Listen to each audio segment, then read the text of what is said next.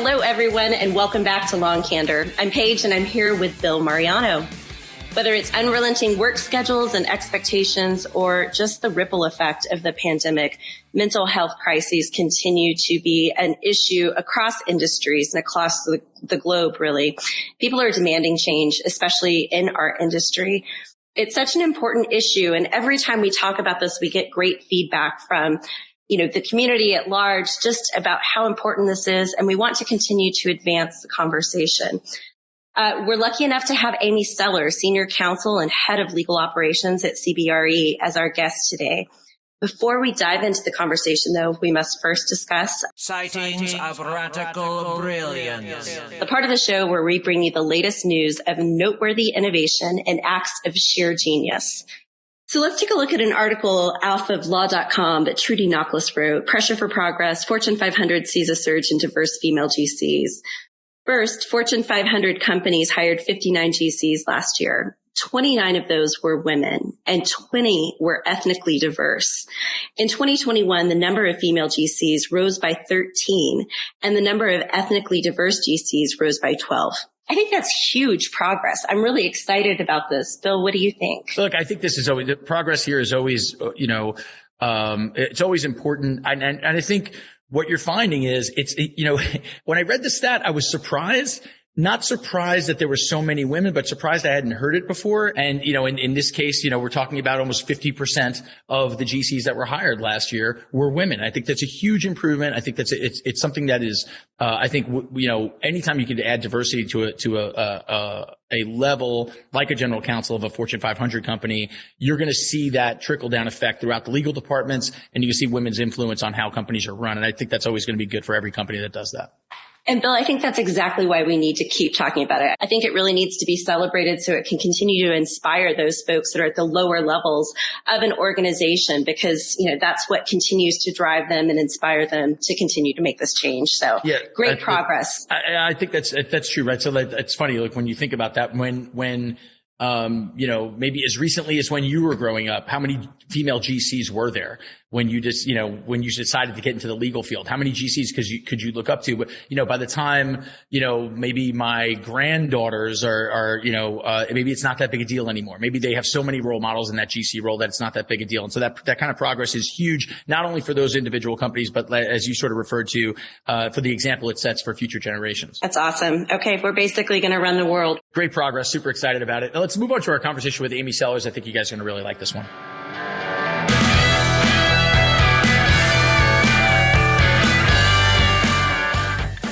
Hi, Amy, and welcome to Law and Candor. Thanks for joining us. And we lead off with this first question. It's sort of an icebreaker, I guess, but it's also proved to be one of the more fascinating questions that we ask all of our guests. And that is, how did you get into the world of e-discovery? Because it's not like anybody grew up when they were 8 years old and said, you know what I'm going to do?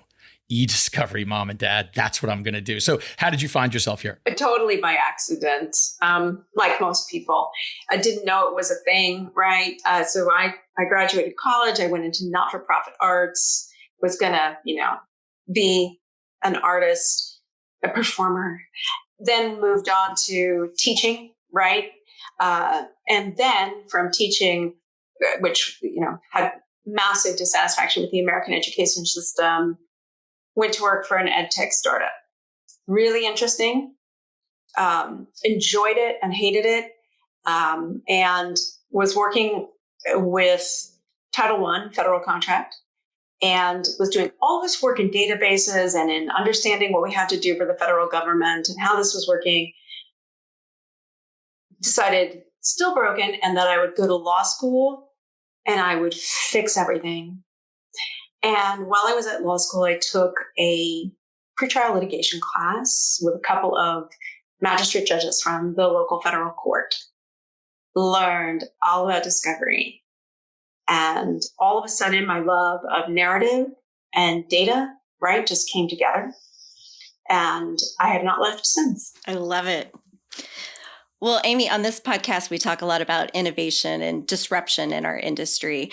But mental health is a persistent and really a growing challenge. Do you think the pandemic or maybe other factors are contributing to the growing challenges around mental health? I certainly think that the pandemic brought a lot of things to the surface.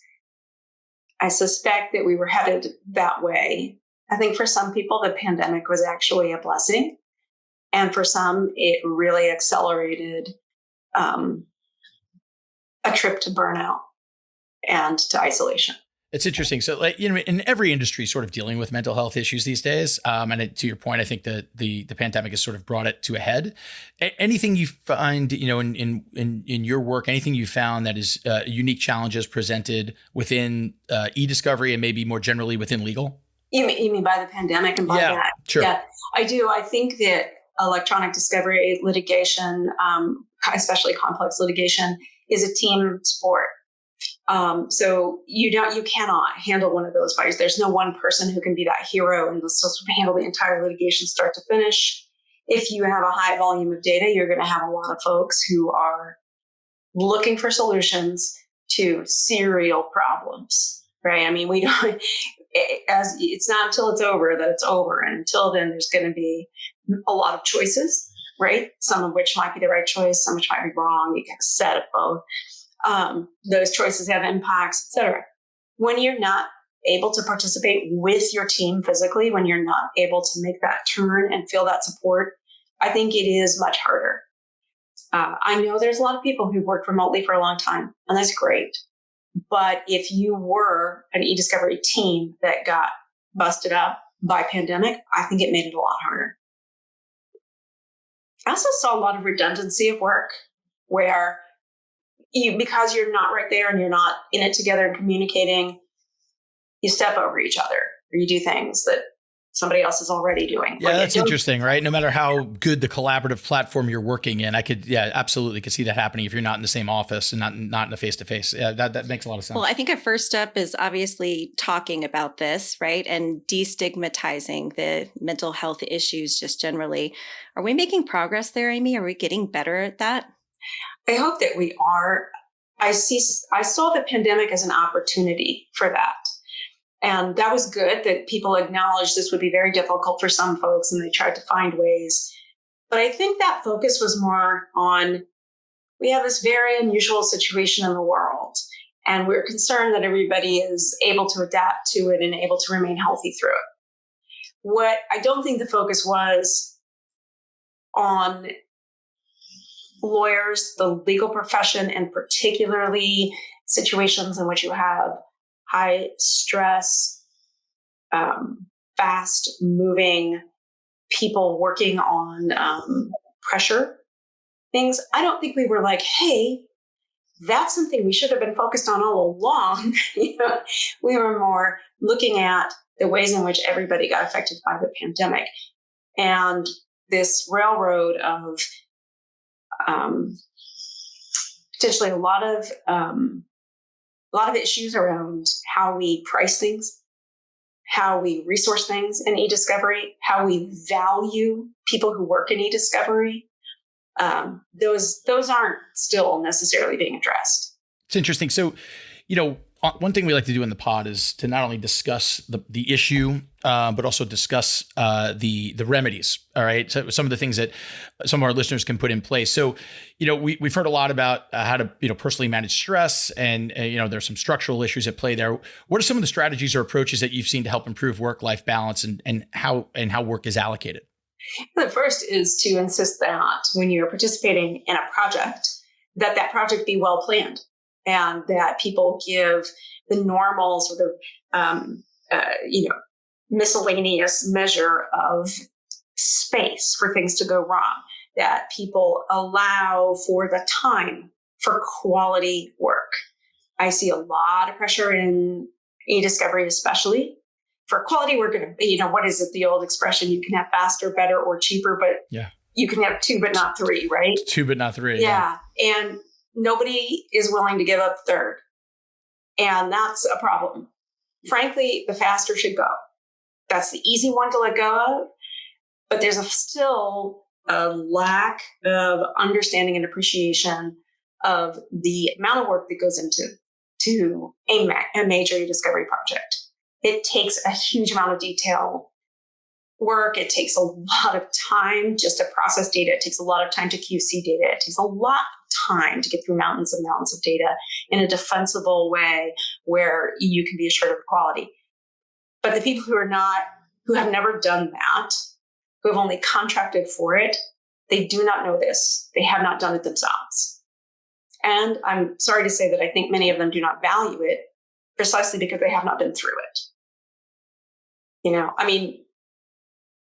Talk to a veteran about war, right? You cannot have that perspective. Right. Well, Amy, is there a particular strategy you'd like to see more of as we work to improve things, or maybe even tools that our audience should be aware of as they're working to take care of their own mental health? Sure. I would hope that people begin to say, we would very much like to do an excellent job for you. Here is the true cost. So let's stop this race to the bottom on cost. Let's talk about how we offer quality and what it costs to get that.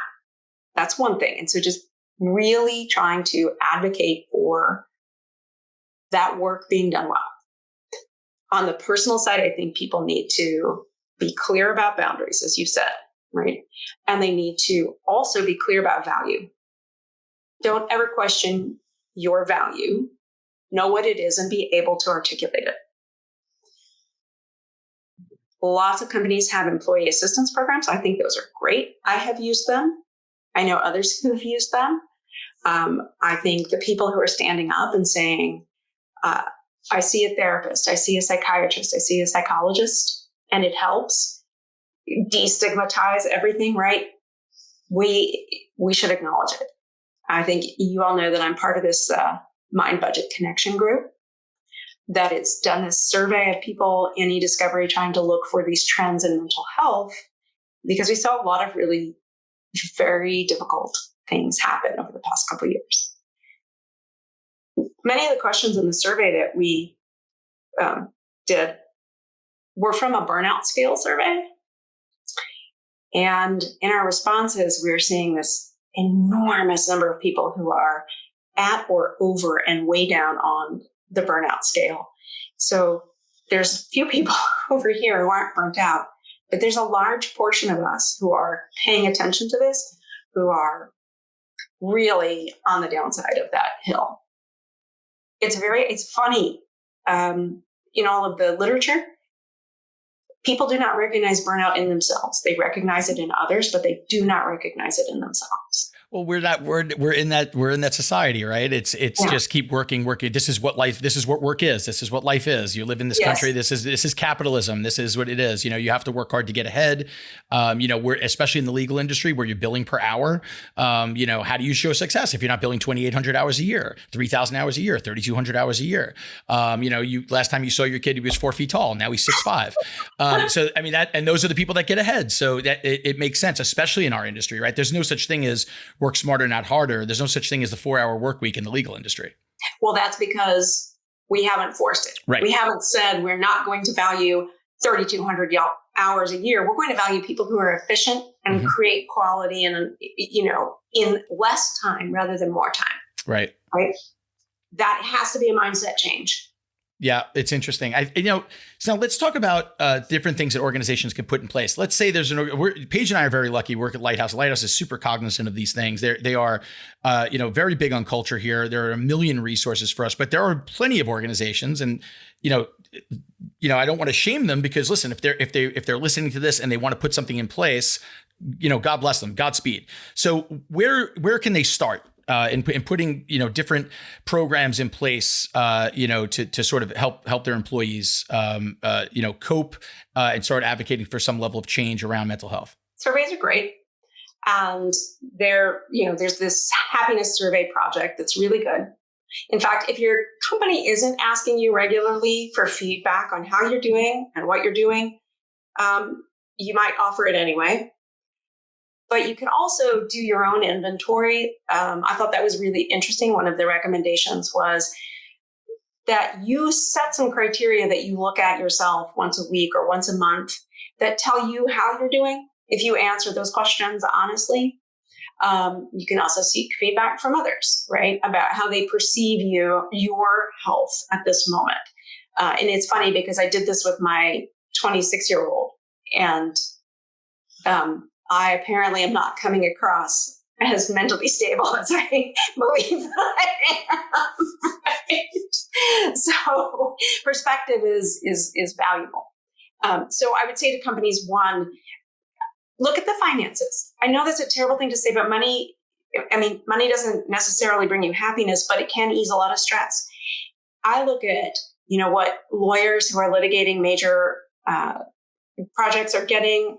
And then you look down at what a contract reviewer or, somebody who's like your project manager at a vendor is getting. How can that be?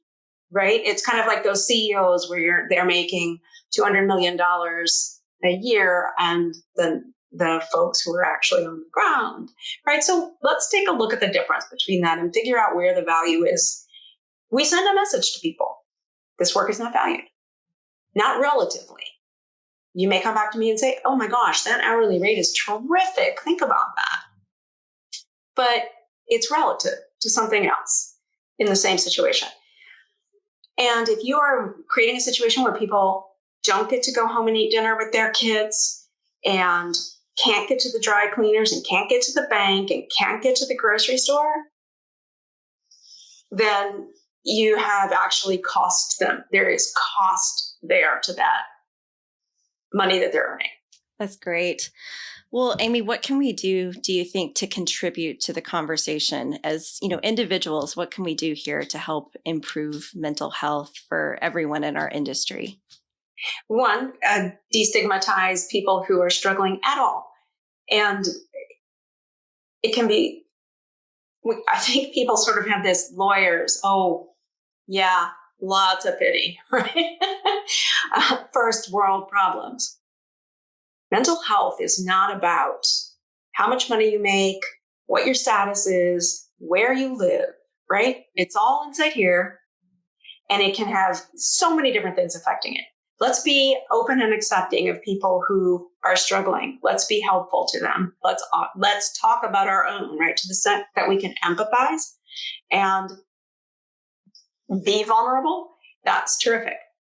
For if you're in a corporation and you're sourcing, services, ask questions about how people are being paid. Ask questions about how this money that you're going to pay is going to affect overall, like the people in that company that you're buying services from, right? Know what that impact is. So if you're running an RFP and you're, pushing people down to the bottom, maybe you don't do that. Maybe you say, I'm going to pay this flat rate, and here's what the people who are doing this have to make. How are you going to differentiate yourself now? You may not do it through price. Differentiate yourself in another way. I love that concept, and really your focus on valuing, yourself as an individual, your team members. I think that's so important. So yeah, Amy, thank you for joining us. I think we just encourage everyone to really take mental health seriously, and take care of each other. I think there's an opportunity to check in on each other and take care of, each other in that way. As you've said, Amy, sometimes other people spot it before you do. So this has been great. Yes. Thank you for help moving the conversation forward. Yeah. Thanks so much, Amy. We really appreciate having you. You were great. Great talking with you. Thank you. Okay, so with that, stay up to date on all things Law and Candor by subscribing to our show wherever you get your podcast, and follow us on Twitter at Law and Candor.